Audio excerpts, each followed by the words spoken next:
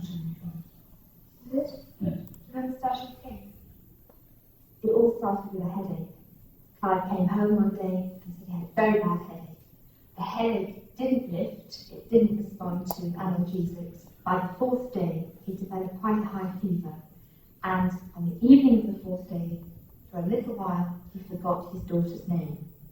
By the fifth day, he was very delirious. Clive suffered from viral encephalitis, which has led to the damage of the left and the right temporal lobes, plus a good portion of the left frontal lobe. Now, the temporal lobes contain a structure called the hippocampus, which we know is implicated in memory function, and in Clive it is almost certainly completely destroyed in both sides of his brain. It's this that's primarily responsible for his severe memory impairment. In addition, the damage to his frontal lobes also causes a number of additional memory problems, which are manifest mostly in terms of him repeating himself a lot and generally showing highly emotional behaviour. Clive's world now consists of a moment with no past to anchor it and no future to look ahead to. It is a blinkered moment. He sees what is right in front of him, but as soon as that information hits the brain, it fades. Nothing makes an impression, nothing registers. Everything goes in perfectly well because he has all his faculties, his intellect is virtually intact, and he perceives his world as you or I do. But as soon as he's perceived it and looked away, it's gone from him. So, it's a moment-to-moment consciousness, as it were, a time vacuum. And everything before that moment is completely void. And he feels as if he's awakening afresh the whole time. All right, so that's a nice description of the differences between long-term, short-term, and working memory. So what Deborah, his wife, has basically just described is that Clive's long-term memory, gone. He's got no long-term memory, no recollection of what has happened before, no taste, no touch, no sound, no smell, nothing before. However, he has that window. He has that window where he can carry on a conversation, he can remember what you just said, he can keep in his mind information that is pertinent to whatever task he's working on at the time, and that's your short-term memory, and that's your working memory. But as soon as his attention is focused somewhere else, as soon as he's no longer processing that information, it's gone. It goes out of his short-term and working memory. It does not get put into his long-term memory so he can access it later, and it's as if, he's seeing you for the first time. So this woman, she doesn't do this, but she could literally greet him, and he would say, "Oh, hi, how are you doing?" And she'd be like, "Great, here's your coffee," leave, and come back 2 seconds later after he's paying attention to something else and say, "Oh, here's your coffee," and he would be like, "Oh, how are you doing?" And she'd be like, "Great," leave, come back, "How are you doing?" "Oh, great," leave, come back, and he wouldn't remember that he's interacted with her. Yep. So it's not really a time thing, it's more like where his attention It's is. yes, it's primarily where his attention is, because that's again what your working memory is consisting of, what you sort of activated into that area, what you're working on at the particular time. There is, to my knowledge, there's no evidence that he of a sort of time limit on there, but I would imagine there is, just because what we saw with the suffix effect, we know that the stuff in your working memory starts to fade. But there's not a lot of evidence that if you're talking to him, he'll forget what you said 30 seconds ago if he's still in that conversation. Yep. Has he passed away? No, he's actually he's still alive. He's getting up there in years, and actually in the lecture slides, in the bottom left-hand corner, there's 2 links, one to this video, and then there's a follow-up one that looks to be very recent, like 2016. So yeah, he's still around. Mm-hmm.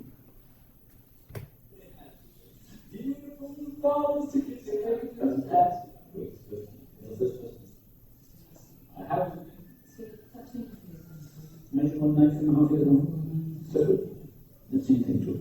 Anything to do. By using pushing. He always thinks he's been awake for about 2 minutes, and that's why he looks at his watch all the time to record it, to record the fact, I've woken up, this is an important event, therefore I will write it down in my diary. So he writes 11:54 a.m. I am now completely awake for the first time. And he underlines first time. Patience begins, because he's always playing patience. And the whole diary, every page, is a succession of entries saying almost the same thing, of first awakeness. And when he goes back and looks at his own entries, he doesn't acknowledge that they are genuine. He says, he knows it's his handwriting, but as far as he's concerned, he was unconscious when he wrote them. So he quite often, he'll score out what he's written before. And so his life is an ever-repeating moment of first awakening. So that little line, "I love Deborah," is again one of these things that kind of shows you how the fact that explicit memories do oftentimes become implicit memories, procedural memories, because again, there's very strong evidence that Clive barely has any explicit memories. I think they identify it later. He's got like 5 explicit memories.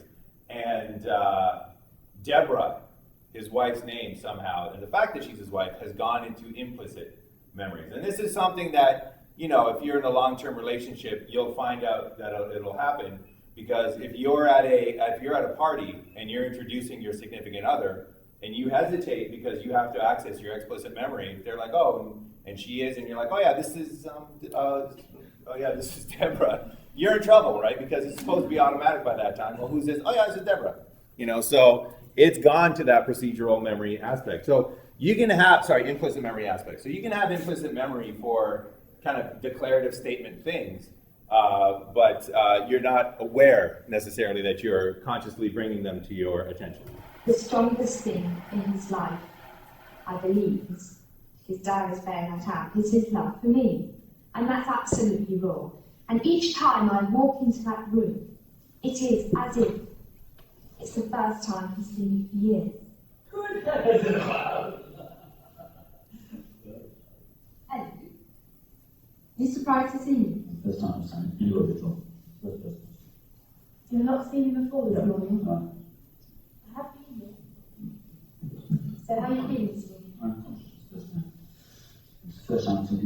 You've not been conscious before? I've been here before this I morning. haven't seen you. You haven't? Yeah. I've not seen anything at all. I've been completely blind all the time. You don't remember me around at all? Yeah. No, I don't remember the face of life at all. No. No, I don't. But you know who I am? Or do you kiss all women like that? No, I love you. I don't kiss Yes, anyone. I do know. I do know. You've written all over your diary. Good. I bet. So just, and seriously, I'm going to stop pausing this for a little bit. But there's just so much here that kind of like shows those insights. So just in that conversation, he doesn't remember when she came in, right? So this kind of alludes to your point earlier. He knows she must have come in. She's in his room. He's never seen anybody before, but he knows that, you know, she's somebody special to him. And when she asks him, she goes, "Do you remember when I came in?" Literally just, 30 seconds before. He has no recollection. She could have been there for 30 seconds. She could have been there for an hour. He does not remember when she came in. So as soon as he's not thinking about her coming in, period, and that's out of his working memory, it's gone. It's not the way that we would have something where, if I asked you, "Oh, do you remember when you came into this room today?" You can access it. You can be like, "Oh yeah, I remember I was about 5 minutes early. I was about 10 minutes, whatever." No, for his, as soon as he's not in that kind of moment, it's just gone. It is. I look to see what you've written. You haven't mentioned me on that page. You've mentioned me on this page. I first thought I adore Deborah for eternity. People's entries in the diary are rubbish. What does that mean? Did you write that? I've never conscious of it before, no. You're showing me now for the first time. Is it your handwriting? Yes, but I know nothing about it. So how do you think it got there? Okay. I've seen a lot of doing You must No, I haven't. Who's listening to me, please don't say it. When I say no, I mean exactly that. I haven't seen the book at all till now. No, all I'm saying... No, that means I haven't seen it, I have no knowledge of it at all. That's all. There's no knowledge of that book at all. It's entirely new to me. But just use your intelligence. Don't have to have comments in intelligence. Who would put that? I don't know. No. Oh, I haven't said use your intelligence. I haven't revisited that fucking thing. Well, use your intelligence. Clive gets extraordinarily angry, and who wouldn't? Because here you're not dealing with somebody who is demented, who is oblivious, who is gaga. You are dealing with a perfectly lucid, highly intelligent man who has been robbed of knowledge of his own life, and he feels deeply humiliated to be put in that position. Very, very frustrated. He can't grasp what's wrong with him, because even as you're telling him, he's forgetting the previous sentence. A form of memory which probably distinguishes human beings perhaps from all other animals. He's lost the highest form of memory, a form of memory that enables you to relate to yourself to the past and project yourself into the future. So, in a sense, he feels like a man adrift. As far as I'm concerned, I haven't heard anything. I really can't have anything. You're still a very good conductor, and a very, very good player. And you still sing with a beautiful voice. Big man. Do you think if you sat down at your I don't think that's a private thing for me. I don't do it. I can do it. I know, because I've heard you. It's very beautiful. Still. I haven't heard a note of music.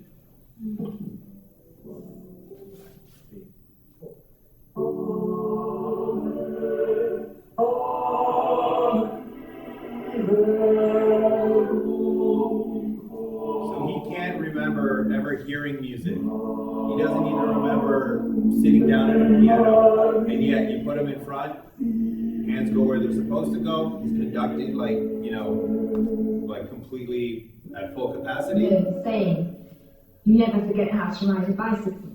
Well, to Clive, singing, playing, sight reading, score reading music is as automatic as riding a bicycle or eating a meal or getting dressed. It's an ingrained skill. It's something you never forget.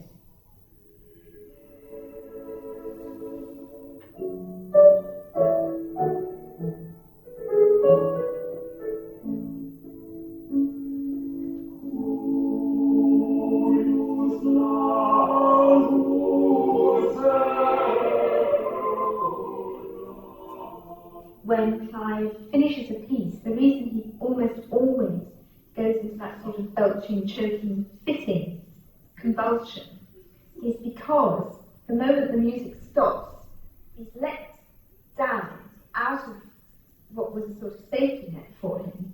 Suddenly he's lost again.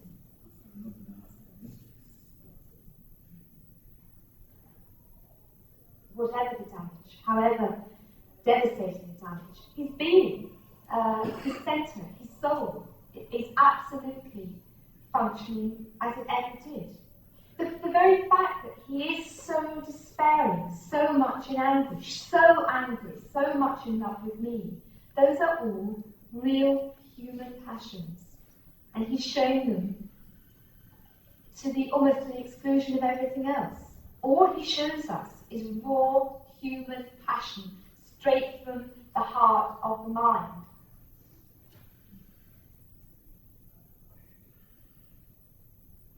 All right, so that was part one. We're now going to fast forward to part two, where we pick up with Clive, I think about 13 years later. In 1985, Clive Waring was stricken with viral encephalitis, leaving him with a profound memory deficit. Now, at the age of 60, he remains a prisoner of the present moment. He has very little memory of his life either before or after his illness. Because of concern for his safety, it has never been possible for Clive to live independently. He initially spent 7 years in a London hospital, 7 months in a general medical ward, and the rest of the time in an acute psychiatric ward. At the time, Britain had no long-term residential facilities for individuals with brain injury. In 1989, Ticehurst House Hospital, located in rural England, opened a specialized brain injury rehabilitation service. Clive moved there in 1992, and he lives there today. His wife, Deborah, visits him as often as possible. His memories of her and his feelings for her make these visits very emotional for them both. pure comfort.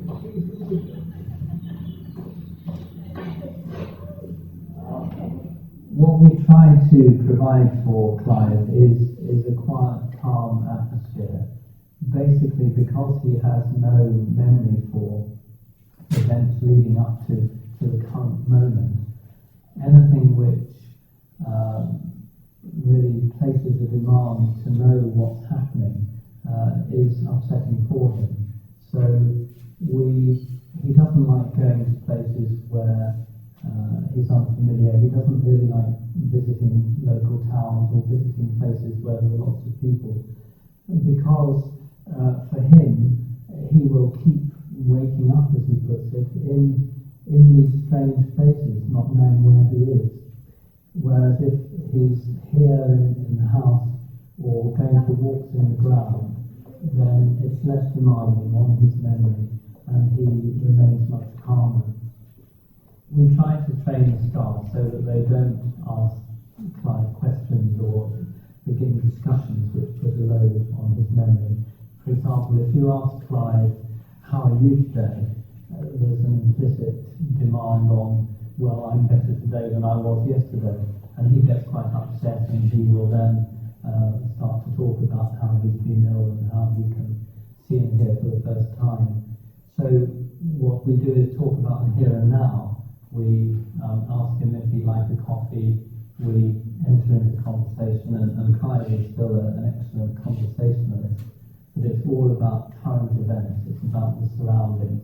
So we might comment on all the sun shining out the window, but we wouldn't say, "Oh, it's a nice day today," because that implies that he knows what day it is and he knows what the weather was like yesterday, and so on. So we have to try to be careful not to place those demands on his memory, because he then does become upset, and we want him to have a calm and content life. Oh, Johnny, I'm very good. Yeah. What have you got there? I don't use the tape. Oh, I feel it. I'll leave this in there. I think I don't Would you like to see the picture? Lovely idea. Would you like one? I would. I'm covered. We've got enough too, let's not. Yes, one is. You're all right. Yes, thank you very much. Sorry, that's all right. That's legacy. Thank you. This is not fitting the whole. Well, have a look at it. Oh, definitely. And that's how it remain on me. So, yes, Very nice. yes, sir.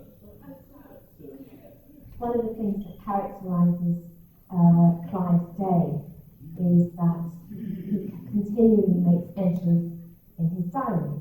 Now, I say makes entries in his diary rather than keeps a diary, because in fact he's not keeping his diary. It is an inner compulsion to record the momentous event of waking up, because Clive's perception of his own condition is that because he has no memory whatsoever up to the current 10, 20 seconds, or maybe half a minute, depending on whether there's been distracted and corrective interference. On the whole, his conscious working span memory is that current minute. So everything else behind the minute is blank. So everything until now is unknown and is void. So he uses the analogy of feeling as if he has just woken up. He says it's like just waking up for the first time. It's like just becoming conscious. It's as if I have been unconscious for however many years. And because this is a continual state, unless he's actually engaged on a conversation, or on playing patience solitaire, which he does a lot, or on playing the piano, or on taking a walk, unless his mind is elsewhere engaged, that is his experience of life, which is, oh, it's as if I've just woken up. Oh, you're the first person I've seen. Oh, I am, and it's this amazement that's from, can you imagine, what would it be like if you were unconscious and you just came to, but you didn't have a lot of people around your bed saying, oh, you've been unconscious, you're in hospital. You just got people eating a meal or watching TV as if nothing has happened. So he is habituated to that condition. He realises that it's not surprising, but he uses that as an analogy for the experience of having no memory. It's as if I've just woken up. And because for him it is momentous, he has to write it down, and he has to write it down on any available set. Just once again, she mentioned he habituated to this situation. He habituated to the fact that it's not that surprising. He habituated to the fact that it's, that people aren't going to be, really interested in the fact that he just woke up. So he never remembers waking up before, but again, something inside of him, this implicit memory without awareness, and that would be an example of conditioning, has taught him waking up is not something to be massively excited about. Waking up is not something to be, as momentous as it truly should be. And that's why when he wakes up, he's like, oh, it's like I've been awake for the first time. Let me write it down, which is not the response anybody would have if for real you were waking up for the first time. If the diary is in front of him, he will write it down there. He will record the time, 10:50 a.m., awake first time. And then he looks at the previous entry, which was 10:48 a.m., awake first time, and he says, no, I wasn't awake then. That wasn't me. That wasn't proper awakeness. This is the first real awakeness. So he goes through the diary, scoring out previous entries and underlining the current new entry, because this now is the real awakeness. All the previous awakenesses are unknown to me. So what he's saying something about ego, he's saying something about identity. He's saying, I know now, I know this moment now. I have no conscious recollection of those previous entries in my handwriting, so I acknowledge obviously they were me. Therefore, this is the real awakeness, and you have to take notice of that. So he'll underline it many times. And what's interesting is that over the years that the diaries have stacked up, the pages have become written in a more and more frenzied way, as if to say it's really important you take notice of this. Just as a prisoner has to scratch the fact of his existence on the prison cell wall, I was here today, and I'm alive now. The world, you have to know this. That's what Clive is doing with his diary. And I think he's actually telling us something quite important about his perception of his condition. And he is the best eyewitness in his condition. Because I've nothing to say about it, it's just like death. No thoughts of any kind, no dreams, no exclusion, dead, no sight, no sound, no taste, no touch, no smell, no text like death. So pay attention when he's talking about no sight, no taste, no sound, no anything. Take a look at how quickly he's saying that. No delusion, day and night. No thoughts, nothing. No dreams, nothing at all. Any question you have, just answer, I don't know. There's nothing to say. No dreams, no sight, no sound, no taste, no touch, no smell, nothing at all. No sight, no sound, no taste, no touch, no smell. Right? No sight, no sound, no taste, no touch, no smell. That's faster than it was at the beginning of this video. So if you remember the beginning of the video when they're on the park bench, and he's like, I'm awake for the first time. There's no sight, there's no sound, there's no taste, there's no touch, there's no smell. He's done that sequence so many times that it's become like Dr. Nurse. It's become like peanut butter and jelly, where it's primed now. So you go from no touch to no taste to no scent to no sight, no sight to no, I can't remember it because I haven't said it 1,000 times, but he has. So he doesn't know that he's explained this, hundreds of thousands of times, but his implicit memory remembers the sequence. His implicit memory remembers it. And that's why when he's talking to Deborah now, it's rapid fire, because the one word primes the next, which primes the next, which primes the next. But when it was new, it was much slower because it wasn't primed. Thoughts, nothing. how long ago? Years, that's all I know. Whole time I knew nothing at all. No thoughts, nothing. What's it like now? I could see. First time. First time I had any evidence I was alive. And do you feel sort of normal now? Yes. Since I sat down here, I don't remember sitting down now. You don't remember sitting down? No, I can see any human being now. I can see you fully open now. Do you know what happened to you? No. Any idea? No, just like death. Do you know how long you've been on? No, I don't just sleep like years. Any idea what year you got ill? Have a guess.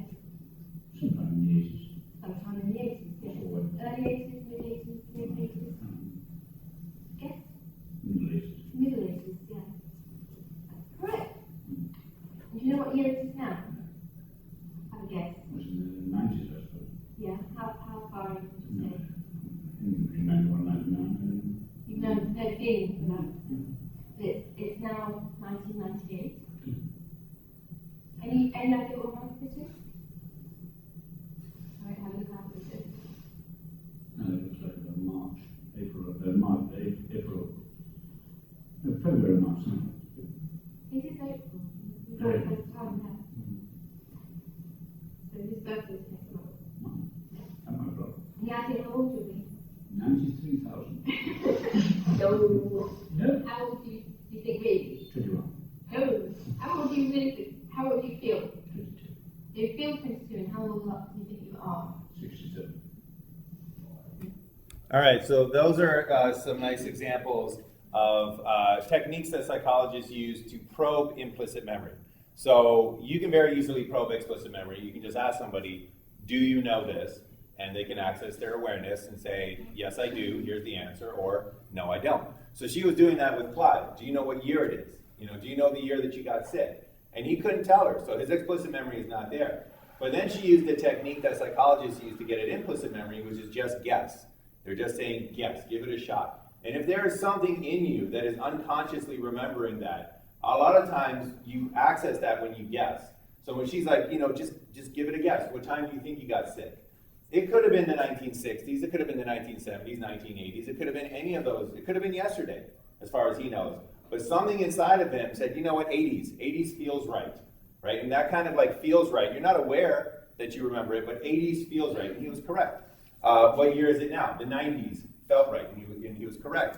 And then, he doesn't know what he looks like, right? He doesn't remember what he looks like, because unless he's looking at a mirror, he's not going to know what he looks like. And yet, when she asked him, how old are you? And he said 21, he knew it was a joke. He knew it was humorous, because he had this inside feeling, I'm not 21. But he was like, yeah, I understand that I'm not 21. I remember that. Not explicitly, but implicitly, he just had that feeling that this is going to be humorous, because clearly my internal clock or my internal feeling said not 21.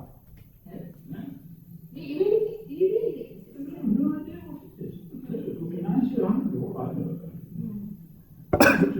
Dead man, no, Do you think your hair's grey or light?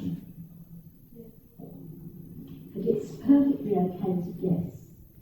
So here we have a psychologist who's going to use that guessing probe to basically say, do you remember, the correct answer to this test? And he'll say no, and then she'll say, guess. Just give it a shot. Let's see if we can access that implicit memory. Neuropsychologist Barbara Wilson has evaluated Clive's cognitive functions on 15 occasions since 1985. This is another front door.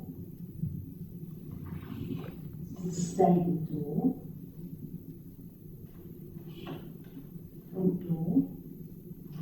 Stable door.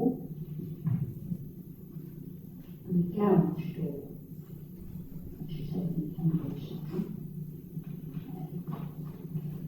So one of those doors, Mr. Waring, you saw just now. You wanted to have a guess? No, I can't remember anything. It's like you're dead right now. I've never seen anything. You're just flipping over so fast, I can't remember anything. Anyone that was with No. They're all equally different. No idea what I was looking at just now. It's a waste of time. which one's most Nothing at all, nothing at all. I can't remember what happened. My brain is not working enough. Well, I think Clive Waring is unique. I've never known another person so amnesic as Clive. And I've probably seen about 700 brain injured people, most of them with memory impairment. He's definitely the most amnesic person I've ever known. I think it's a very dramatic illustration, particularly for the public, of what it's like to be without memory. For example, this constant feeling that he's just woken up, or he hasn't tasted anything before. And even if he's seen his own writing, his diaries, or videotapes of himself, he acknowledges that it's him on the video, or him conducting, or him writing, his handwriting, but he says he wasn't conscious then. And the fact that he must have been conscious to have written or conducted, he won't accept it. Now that's, I've never seen that in any other amnesic people, even people with very dense amnesia. They don't say, I wasn't awake then or I wasn't conscious then. So I feel that aspect of it is more than the memory impairment. I think it's also very striking how his musical skills are intact. As far as we know, we haven't been able to do a formal evaluation of his music. Some people interested in the neuropsychology of music have heard his tapes or seen videotapes of him playing. And it certainly seems that his musical skills have not been affected by the illness. He may now be a little rusty and a bit slower because he's not practiced that much. So I think what that tells us about functioning of the brain is that what's been damaged in Clive are not the areas concerned with music. Another interesting aspect about his deficits now are that he has quite significant semantic memory impairments as well as episodic memory impairments. So not only does he forget things that have just happened or that he's just seen, but he has to some extent lost his general knowledge about things. He doesn't know, for example, if he sees a photograph of the Queen and the Duke of Edinburgh, he thinks they might have been in his choir. And it's very hard for him to tell you in any detail much information, even things he knew prior to the illness. He's been virtually unable to learn anything since the onset of the illness. And again, that's different from some music people. There have been reports of a few who, despite a very severe episodic memory, have managed to learn new vocabulary, learn new acronyms, like AIDS or whatever. And Clive, by and large, hasn't learned anything. We were talking earlier today about the new information that he has acquired since the onset of his illness. And we think there might be 4 or 5 things. He will, if questioned appropriately, tell you about the reunification of Germany, about Hong Kong going back to China, about the breakup of the Soviet Union. Although if you ask him directly whether these things have happened, he'll say, I don't know.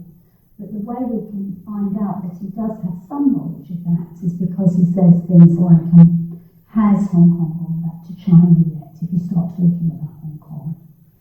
But it's very, very tiny little bits of information, given the extent that he watches television and he does get a daily newspaper. Magnetic resonance imaging scans of Clive's brain were done in England in 1991. Dr. Aaron Bickler of Brigham Young University recently examined and interpreted these scans to correlate them with Clive's cognitive abilities and deficits. In this three-dimensional reconstruction of the brain from an MRI in this subject, what we've done is we've colorized the surface of the brain here in this flesh tone, and you can see the Sylvian Fissure here very clearly. That divides the frontal lobe from the temporal lobe. And then we make this cut across at about this level here, and that allows us to look face on to the subject in this view right here. This is the coronal view. And so there's the Sylvian Fissure. There is a healthy temporal lobe down in this region right here. This is where the hippocampus and the amygdala reside. If we now look at Clive's scan, we see an extensive area of missing brain tissue. There is no brain tissue there that is filled with cerebral spinal fluid. There's a small remnant of the superior temporal gyrus of the temporal lobe. Everything else is gone on the left side. On the right side, we have extensive wasting also of the mesial temporal lobe, but some of the lateral temporal lobe remains on the right side. It is of interest that he has retained the musical abilities that he has. Some musical abilities may be more dependent on right temporal function. Also notice the extensive enlargement of the ventricular system. These are the anterior horns of the lateral ventricle. Here's the size that they should appear. This very small area is a more normal size of this part of the lateral ventricles, the enlargement is associated with a massive loss of brain substance spread throughout the brain, not just the temporal and inferior frontal damage, but there's been some generalized loss of tissue. You can see that also when you look at a lateral view of the brain. Here's a normal lateral view or sagittal cut, and this structure right at midline is called the corpus callosum. And that's what a healthy corpus callosum looks like. This structure that wraps around right here, this is the fornix.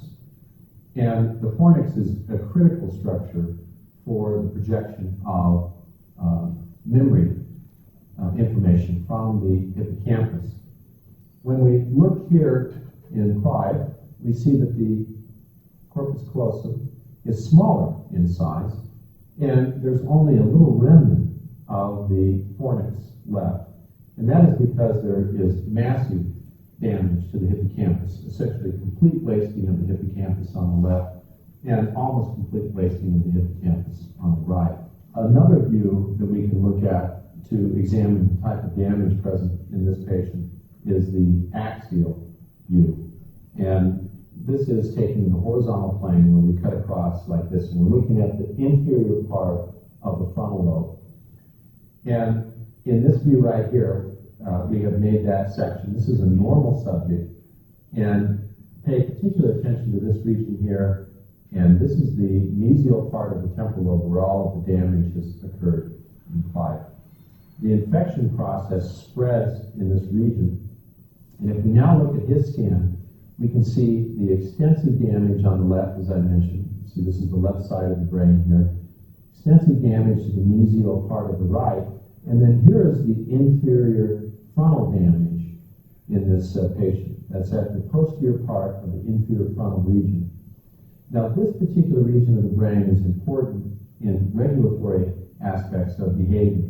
And some of the discontrol that this patient has, especially the emotional lability and changes that occur, are undoubtedly related to the damage at the temporal lobe level, but also this involvement at the inferior frontal region of the brain. What I'd like to do now is also show these various two-dimensional images now in three-dimensional space. Just real quick to reiterate what he just mentioned. So one of the other changes in Clive's behavior was his outbursts of anger. So he became very frustrated, had outbursts of anger. We saw that when he yelled at Deborah to use her intelligence, and let's have a conversation with intelligence. And Deborah attributed that to his situation, a very frustrating situation. And it was interesting when the doctor was talking about just how much of what we do relies on memory. So you probably never thought that asking somebody, oh, how are you doing today, really implies you've got to access your previous memories to know, is today a good day or a bad day, depending upon all the memories that I've had previously. So she attributed his anger issues to those frustrations, not being able to access things that other people clearly think you should be, because it's just very casually mentioned. Oh, do you know this? Do you know that? So she attributed it to that, but also, in addition to that frustration, he's lost part of his frontal lobe. And the frontal lobe is used for executive control. It's used for impulse control. And so he not only has more reasons to be angry, but he has less control over regulating those types of impulses. And we can do that by taking each plane and putting it in the proper position with the other planes. And this is seen in this three-dimensional lattice work type array that is on the computer monitor now. And so these vertical lines here, they represent the coronal sections that have been cut across like this. These horizontal lines here represent the axial views that have been cut across like so. And then we also have the mid-sagittal view that's right at midline here. And see, there's the nose and there's the mouth. And now we're going to rotate this and see, we'll rotate the head. You can see the ears out here. There's the nose, and here are the ears. Now we can cut back, and so we'll now cut back and expose the damage. And what we've done here is we've colorized the damage in red to show how extensive wasting has occurred in the temporal lobe region. And now we can rotate this image, and you'll see the extensive amount of pathology that is present. Again, the greatest amount of loss of tissue is on the left side in the left temporal region, but the damage is obviously bilaterally represented, as you can see here. And as we turn this around and look towards the back, again, this dark area here, that represents the wasting of the brain in the temporal lobe region. As we tilt the scan back, you can also see where the damage is in the inferior frontal region of the brain. And it's the combination of this inferior frontal damage and the bilateral temporal lobe damage that then represents the deficits that we see in this patient that are primarily manifested as a profound loss of any short-term memory and the emotional lability and discontrol evident. I think when most people come across Clive for the first time, or if they would read his neuropsychological test scores, if they would look at his case history, they would assume that he has virtually total loss of short-term memory, and because he has to live looked after 24 hours a day, they would assume that there's nothing much left of him inside. In fact, there's a lot left of him inside. There's a lot going on in there which tests are not sensitive to. He remains a very intelligent and lucid and articulate person, and the deficits he has are very specific, and they don't affect him in a general way. They affect particular kinds of memory function. Therefore, although he has no conscious memory of anything that's happened since he was ill, he has no episodic memory for the whole of his life. In any amount of testing, he's never managed to produce a single episodic memory. And in his exposure to me, I've never witnessed any episodic memory. Nevertheless, he retains an intelligent semantic memory about his life. He knows that he worked for the BBC. He knows that he was a conductor. He knows that he's married to me. He knows that he has children from a prior marriage. He just doesn't know the details, and he can't bring those things to mind. Now, the interesting thing is that even though on a minute-to-minute basis he is forgetting everything that happens, he perceives the world around him as you or I would, but everything is erased immediately afterwards. And so moment to moment, he forgets exactly what's just happened. But he does show signs of implicit learning. For example, when he's been watching a video, the same video every day, he now anticipates what is going to happen on the video, although he has no conscious recollection of ever having seen the video before. In other words, learning is going on at a procedural level, at an implicit level, at a non-declarative level, and it is not open to his conscious inspection. He can't, if asked, do you know anything about, no, never seen it before in my life, but it's there and he can use it, and that's what's helping him now, 13 years post-injury. It's helping him to function as an articulate and communicative human being, as a companion. We have very meaningful conversations, whereas for the first 7 years, we had 3 short loop tape conversations, repeated verbatim, with the same inflections, the same intonation, the same expressions on his face, so much so that after having the same conversation for 7 years, I couldn't hear what he was saying any longer. Now I can phone him up and say, do you know what happened at work today? And I can have a very ordinary conversation, and he responds, he listens, he follows the train of thought, and he gives me really good advice. Clive lives a life deep in the country, isolated from his past away. He's in a house that he never lived in before, and he has very few visitors now that he's no longer in London. But in fact, this suits him really well because he requires a constant environment, and he finds anyone who doesn't know how properly to talk to him could very easily make him ill at ease, because just the most simple phrase like, "Good morning, Clive, how are you?" contains about 4 big errors. First, a complete stranger, because everyone is a complete stranger other than close family and very old friends. So a complete stranger has just addressed him by his first name, Clive. Second, how are you? How does he know how he is? He's just woken up. It's as if he's just woken up. He has no idea how he is, or where he is, or what to answer. So immediately he's thrown by, "Hello, Clive, how are you?" So you see, the people who are around him have had to be sensitive to his perception of them and his perception of his existence.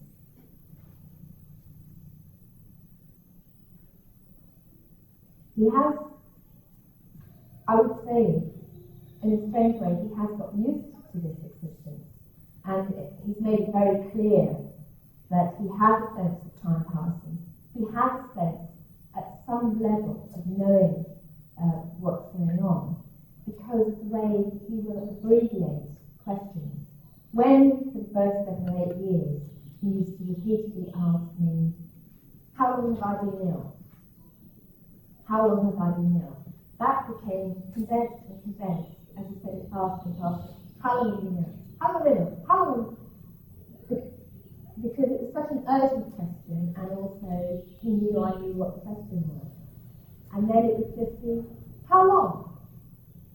It became abbreviated. The same way as the vanishing cues technique of helping an amnesic person relearn. He showed that he did have knowledge, having asked the question before. And if you asked him to guess the answer, he usually guessed the correct answer. He no longer asks those things. The urgent questions and the repetitive loop of conversation have subsided, and he's gotten used to the place he lives in, the staff around him. Even though he doesn't know, if you say to him, "Where's the kitchen?"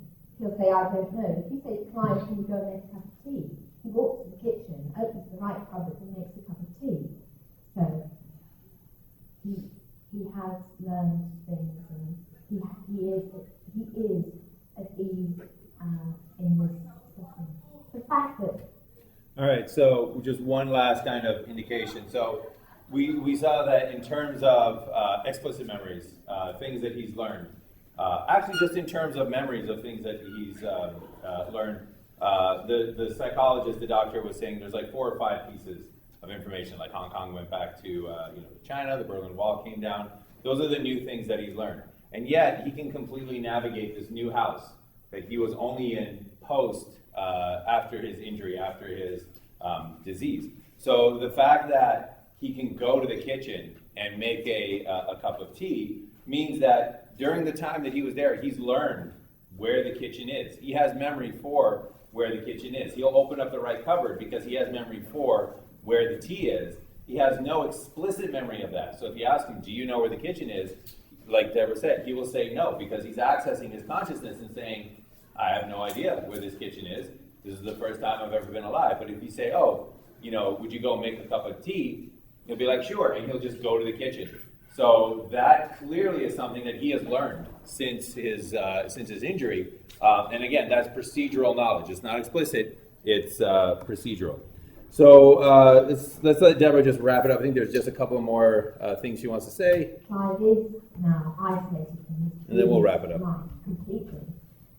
Is not unnecessarily bad, because he lives. Amnesia is a state of suspended animation for him. He's in a kind of limbo.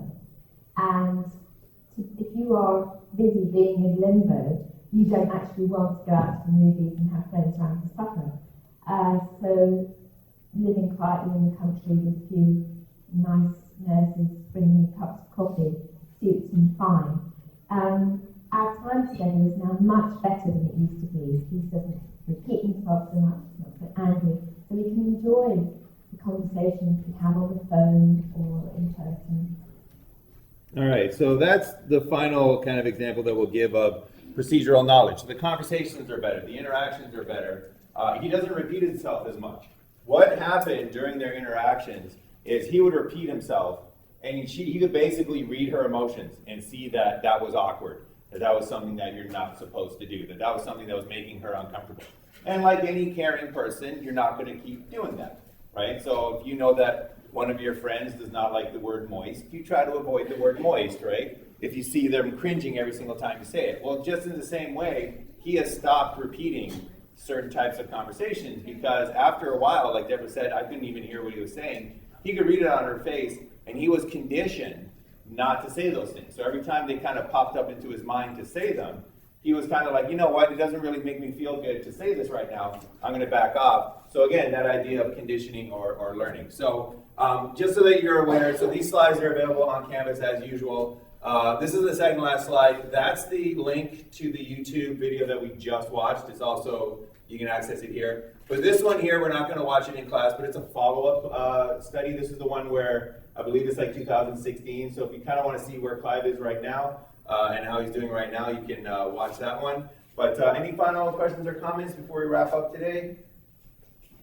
All right, cool. So that is what we wanted to cover for today.